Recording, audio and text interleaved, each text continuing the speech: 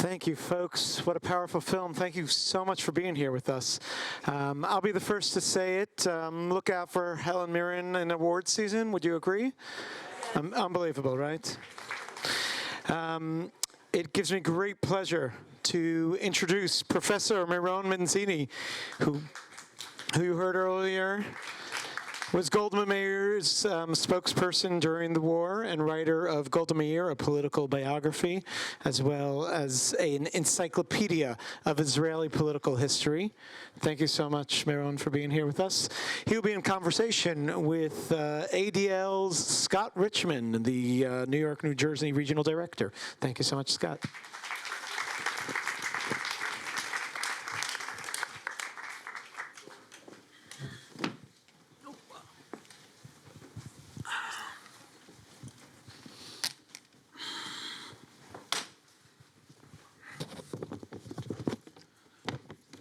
Let me apologize first and foremost for talking to you sitting down. This is what happens when you get to be 91.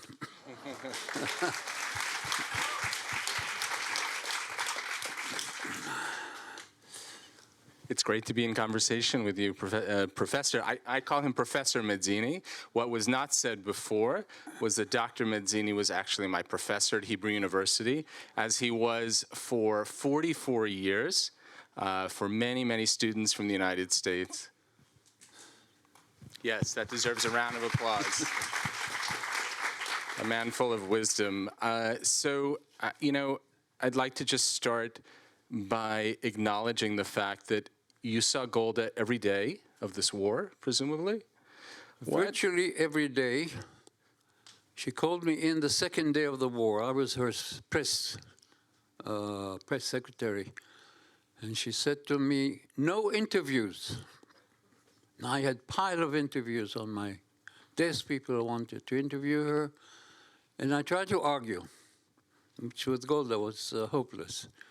I said, your strength lies in your ability to communicate. And she looked at me in Hebrew and she said, you don't know there's a war on. No interviews. Therefore, in terms of being spokesman, I was virtually unemployed. But I did see her virtually every day. I'll tell you one story, Scott. You saw the trip to Sinai on the helicopter. This was taken by Israel Television. I was on that flight. We boarded in Tel Aviv. She didn't feel well. There was a young doctor with us on the flight, gave her a shot, and she revived. She was very good. Later, I asked him, what's your specialty? He said, I'm a gynecologist. That's what a 75-year-old woman needed. At the end of the trip, you saw her sitting with the troops. It was 2-3 days before she came to Washington. She wanted to find out not only where we were, but the mood of the soldiers and so on. They greeted her beautifully. As we were getting up to go back to Tel Aviv, one soldier shouted in Hebrew, Golda, ti'i chazaka, Golda, be strong. And she shouted back, I don't even have the energy for that. Thank God she had the energy to run that war. Let me ask you what your reaction is to this film as a person who was with her every day and seeing this come to life. I can argue about the history. She was not treated for no chemo during the war. It was considered. And she said something very, very correct. She said, imagine if anyone will see me receiving chemotherapy, and people will say we're in the midst of war and we are run by a prime minister with cancer. So she was not treated by war. Apart from that, the film is very, very close to being true, though there were a few myths here and there that at some point, if we have time, we'll refute them. What about her personal side? in terms of how that's reflected. I mean, we should acknowledge you were not just her spokesperson, but you grew up with Golda. You knew her since you were 2 years old. Just Your about. mother and she made Aliyah together from Milwaukee. So you had a very special relationship with her. right. And I'm curious about how her personal side was reflected. I mean, because this film really showed her personal side. It wasn't just about the war. It was about her baking. It was about her handbags. It was about her shoes. Right. My connection with Golda starts 117 years ago. I'm not that old, but two little Jewish girls met in second grade PS4 in Milwaukee. One was Golda Mabovich, and the other was Regina Hamburger. Golda Mabovich eventually became Golda Meir, Prime Minister of Israel. Regina Hamburger became Regina Medzini, and she was my mother. So they became lifelong friends. And I remember Golda since I think I was 5, 6 years old. I'm told I met her the first time when I was 2 years old, 1934. I don't remember. But apart from that, in my case, she was very caring, part of the family. She was at my wedding. Whenever my children were born, she sent a message, flowers. It was very close connection, visits to the family, and sharing all sorts of simchas and happiness. But when she appointed me spokesman, I went in, I said, what are the instructions? And she said to me, when we are alone in the office or there are people from inside, it can be Golda. When there are others around, it's either Mrs. Meir or Prime Minister. What else? She looked at me and she said, I got a good advice for you. What is it? Don't lie.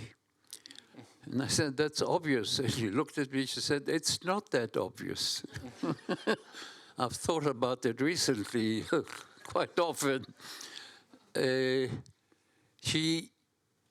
Part of the problem with Golda's image is her own penchant, her own, I would say, paranoia for secrecy. She was a demon for secrecy. I don't know why to this very day, and that hurt badly her image. Look, we had a prime minister who preceded her. His name was Levi Eshkol. Some of you may remember I was also his spokesman. He had a wonderful sense of humor, everything in Yiddish. He coined 3 terms about Golda. When he admired her, he called her the Malke, the queen. When he was a bit annoyed, it was the Klafte, the shrew. When he was very angry, it was the Machashefe, the witch. For years, Golda has been gone for 45 years. For years, she was always queen here, in America, in Europe also. In Israel, for years, it veered between Klafte and Machashefe. It took years before the Israeli public finally came around, and this happened only recently because documents were opened. When it came to secrecy, she was very, very tight. I'll give you one example. She came back from a cabinet meeting one day in good mood, wonderful mood. What happened? They talked about King Hussein of Jordan. And one minister said Hussein thinks, and the other says Hussein doesn't think, and this and that and the other. What did you say, Golda? I didn't say anything. Why? Because 2 nights ago, I met Hussein. And I know exactly what he thinks. You know, she did not tell the cabinet that she met Hussein. In other words, because she promised Hussein there will be no disclosure of the meetings. And this is why many Israelis don't realize the many attempts she made to reach out, especially to the Egyptians. But everything was based on secrecy, and in many respects, I would say even mania for secrecy hurt her image. Happily, And for years, she used to tell us, one day the archives will be open and then people will see what I did for peace. The archives are now open. Most of them are open. I think Mossad will wait another 10 years. And people realize now, in Israel, finally, what she has done. And there are specifically 2 books. And in this film, by the way, is another layer in this effort to rehabilitate the image of Golda, because for years she was vilified, she was ridiculed, she was derided. People said terrible things about her. And now I think it's turning around, happily. And I think there will be a far greater appreciation and awareness of the role this woman played in the history of modern Israel.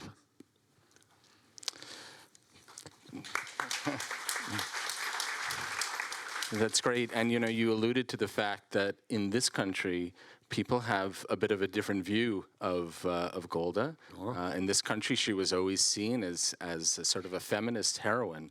The sort of leader that we never actually had in this country.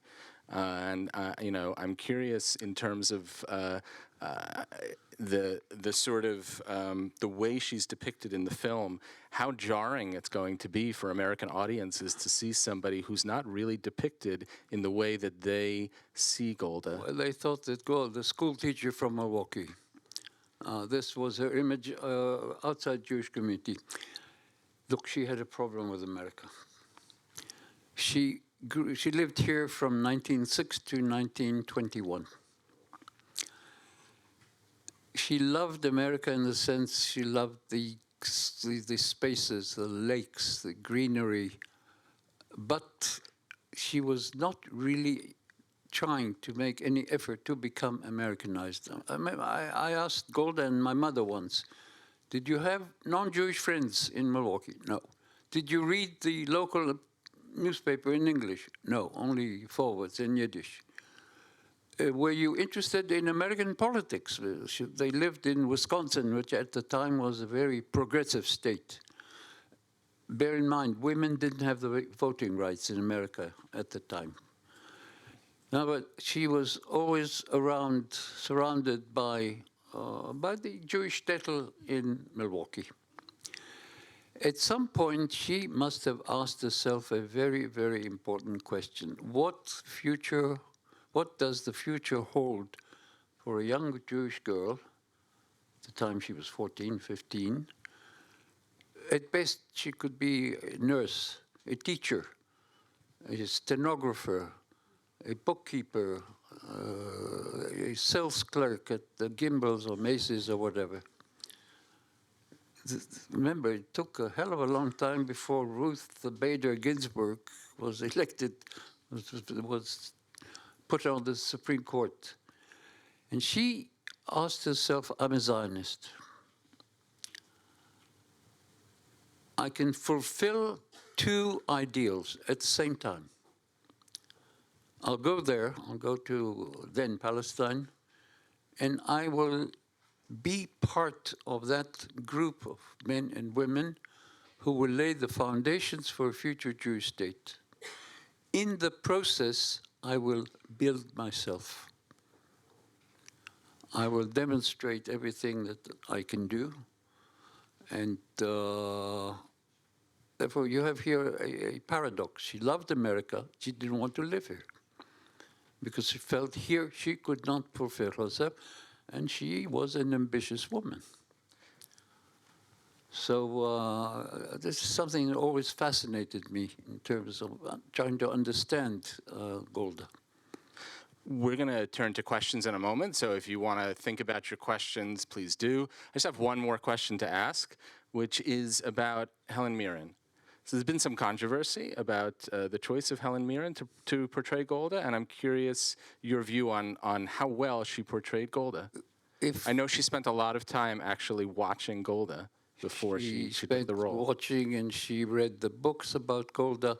It took her every morning 3 hours to put her on the makeup. if I could decide who best portrayed Golda, Meron gets the prize.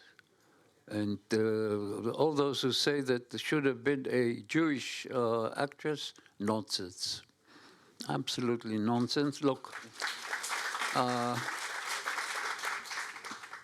was involved in a number of other productions. One was a film with Ingrid Bergman, not exactly Jewish. Wasn't good. The other was a play by a man called, I think, Hugh Gibson, with Anne Bancroft. Remember, we coached Anne Bancroft and so on. And the play was bad. The night the play opened, it was basically a flop. And Golda was sitting here at the Essex House with her friends and sitting frozen. She was furious. She said if people in Israel would see this play, they would never elect me prime minister. And a friend of her arrived, and the friend said, Golda, I was involved in a plane accident, one engine conked out. Golda looked at her and said, you were in an accident. And the play was horrible. And that was her way of showing things. Look, but she could be wonderful, graceful, motherly. She could also be mean when she wanted to, especially to those who she didn't like, and there were quite a few people she didn't like. If you still have a few minutes, I can tell you stories about that. One of them was Abba Iban, who exactly the opposite. She was a graduate of Milwaukee Teachers Seminar, 2 years. He was a graduate of Cambridge, 7 languages, brilliant orator. And he once said, she heard that he said, Golda has a limited vocabulary in Hebrew, 500 words, which she had 2,000 words. Why does she insist on using only 300 words? So next time she met him, she stopped saying shalom to him. And he was insulted. Why don't you say shalom to him? My vocabulary is so limited, why should I waste precious words on you? At some point after she resigned, and I witnessed that one, we were sitting in her office, and finance minister came and said, Golda, did you hear what? Iban, what about Iban? He wants to be prime minister. And she looked at him and said, really? Of which country? In other words, she never shouted. And no swear words, nothing like that. She just looked at you. And that was enough. Or she would say, could you please enlighten my primitive wisdom? Then you knew you were in trouble. I want to add two more things, if you don't mind. We will remember Golda not only for the Yom Kippur War. Golda raised $100 million here in 1948, which paid for most of the weapons that enabled us to win the war. Not a penny came to Israel. It all went to Czechoslovakia to buy arms. She was the one who lit the spark in Moscow when she was minister there in 48, which 40 years later became the Russian immigration that revolutionized Israel in every sense. She basically established a very close relationship with John F. Kennedy. They had a meeting in Palm Beach, December 1962, and he said, look, we are going to treat you like Britain, special relationship, but I can't say it openly. She developed very good relations with the labor movement here. I remember I attended once, she was here, there was a big convention with CIO, AFFL, George Meany, and so on. And she sat there, and she was introduced, and then she asked, "Is there anyone here from the Carpenters Union?" And people say, "What do you want to know?" "My father was a member of the Carpenter Union in Milwaukee." Oh, she had the meeting on her hands. Now, she could be very, very magnanimous. She was very good with the media in America. Of course, she was one of the best fundraisers here. But she never trusted the American government. Never trusted them. And for good reasons. You know, you could add to her accomplishments what was shown in this film, which is the idea that she really put in place the process that led to the peace with Egypt. She started the process.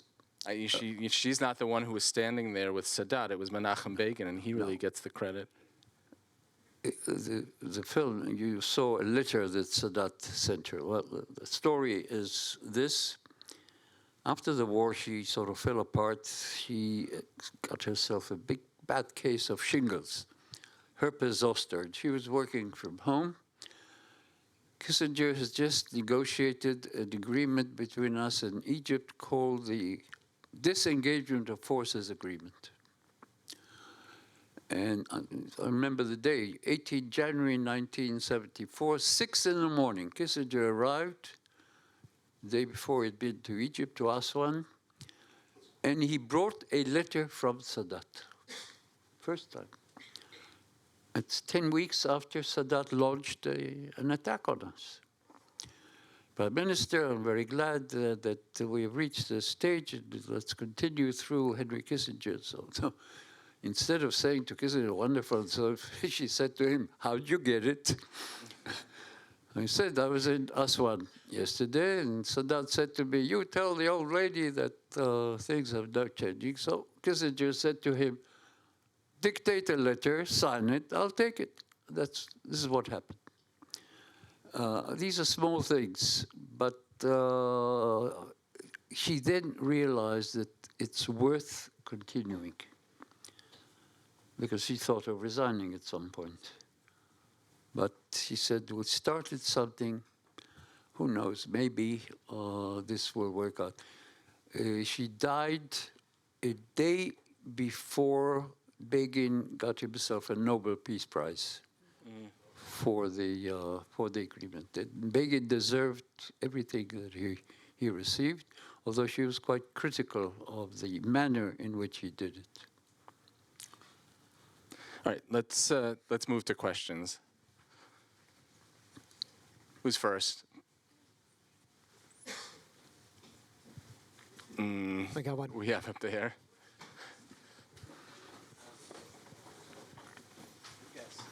We have a microphone coming. We're bringing a mic around. You don't have to. I can add. I want to add 2 more things, if you don't mind. Check, check. Here, we got a question up on top, please. Oh, Right here. I'm curious, thank you for all your insights and for your role that you played.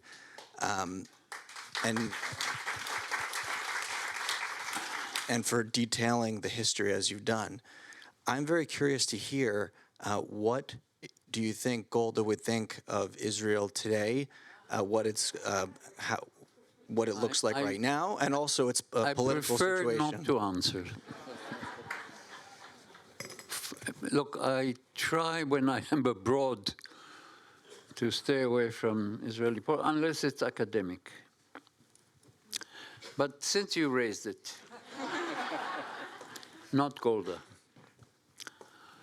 Look, we are going through a very difficult patch, the likes of which we never had. I know the history very well of Israel, the last 75 years, nothing like that. We are going to overcome it. At some point, we will emerge scathed, bruised, scarred, but we're going to emerge from it. And I plead with all of you here, don't leave us alone. Don't abandon us. Be patient with what we're doing. And I'll explain this with a story, a true story. Some of you remember the rescue operation at Entebbe, July 1976. An Air France plane hijacked from Tel Aviv out of Athens on the way to Paris, flown to Libya and then to Entebbe. And we faced a terrible dilemma. Rabin was prime minister. Do you undertake a military operation, very risky, or do you accede to their demands? The captain of that flight was a French captain, non-Jewish, name was Baku. At some point, the hijackers, Palestinians and Germans, did a selection. Jews here, non-Jews there. Like in the Holocaust, selektia. I think this, more than anything else, determined the decision to do a military operation. Rabin, in fact, wrote 2 letters, one praising the army, the other his resignation if something would have gone wrong. The operation was successful, of course, with the exception of the loss of Netanyahu's brother. And Captain Baku, who stayed with the Jewish passengers, he said, "Je suis le commandant, je suis responsable." I'm the commandant, I'm responsible. And he was rescued with everybody else, and he came to Israel, great hero, and which he was. And we said to him, stay and have a holiday, and no, I've got to go back to Paris, resume my business. Off he goes to Paris the next day, and he arrives at Charles de Gaulle, Orly, whatever. He's interviewed on many of the French television channels. And one of these interviews is rebroadcast in Israel, on Israeli television that night. I'm sitting at home with my wife and children, among them my son, who was then 11. He's here today with me. So is his daughter, who just finished the army and was a counselor at Camp Ramah. and we're watching. Question, Captain, can you tell us what happened? Answer, you know, we didn't exactly go through customs and immigration. Okay. Captain, were you sure the Israelis would come and rescue you? Answer in French, 3 words without batting an eyelash. Mais qui d'autre? But who else? And I looked at my family and I said, I've been listening to Zionist speeches all my life. He understood. It was the best and the shortest. When the crunch is big, when the chips are down, it's you here, it's us there. It's us there, it's you here. There's no one else.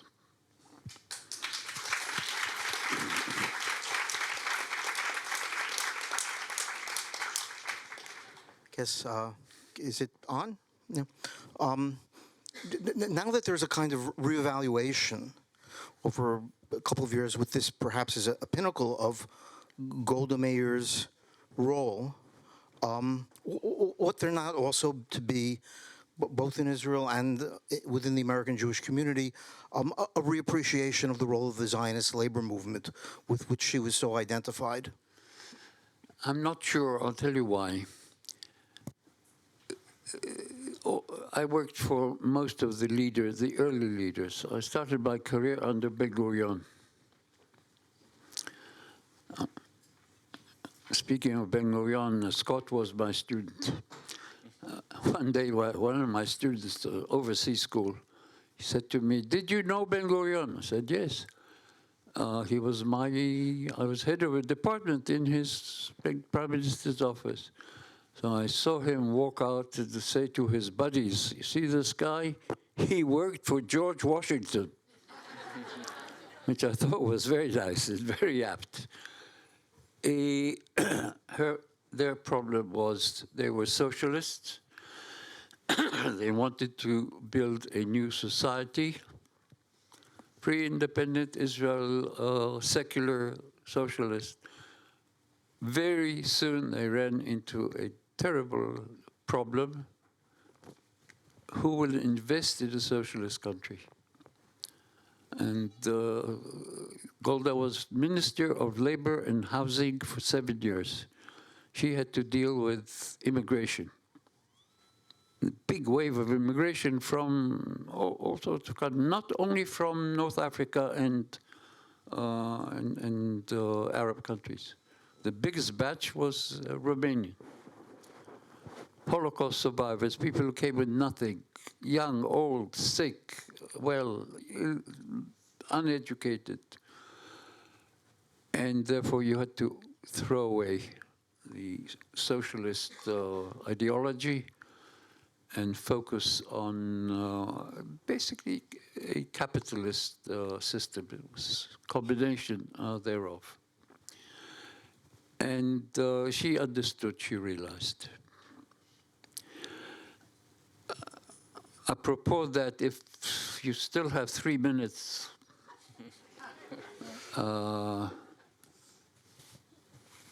somebody asked me, did you ever see Golda cry? I said, yes, on a number of occasions. Which one do you remember? And that more or less, to me, indicated the enormous problem Israeli leaders had with, on the one hand, the emotions, the sentiments, the history of Jews, and on the other hand, the harsh reality of you have to run a state. This was better, it was best demonstrated to me in our relations with Germany. Golda hated Germany, and Golda knew how to hate. And I don't know if you're aware, after the United States, our most important ally is Germany. We just sold Germany anti-missile missile called Arrow, a deal worth 3.5 billion shekels. That's 80 years after the Holocaust. Golda was foreign minister, and for a number of occasions I heard her say, if and when the first German ambassador presents his credentials, I hope that I'll either be dead or sick or out of Israel. As luck would have it, she was well and in Israel and alive. And a big argument, German ambassador was appointed, and he was about to present his credentials to the President of Israel. Ceremony held in Jerusalem, which includes a guard of honor and a band, either police or army. I was then head of the government press office. I dealt with a large group of German reporters who came to cover the event, which was a historic event. It's 20 years after the Holocaust. And I came early. Golda saw me. What you're doing with the reporters? I said, I'm going to take them out to watch the ambassador arrive and see public reaction. There were some demonstrations. So we go out and we position ourselves next to the police band. It's August, hot summer day, short sleeves. I noticed one of the players of the police band, trumpet, blue numbers tattooed on his arm, which means one thing, he was in Auschwitz. And the ambassador arrived, and the band played the German national anthem. He was playing, and he was crying, playing, and tears running down his cheek. Ceremony over, I walk back to the president's residence. Golda sees me. Boina, come over.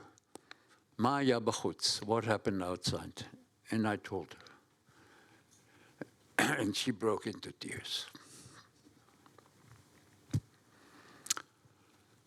You remember the good things and you remember the difficult things. Thank you very much, Professor Medzini.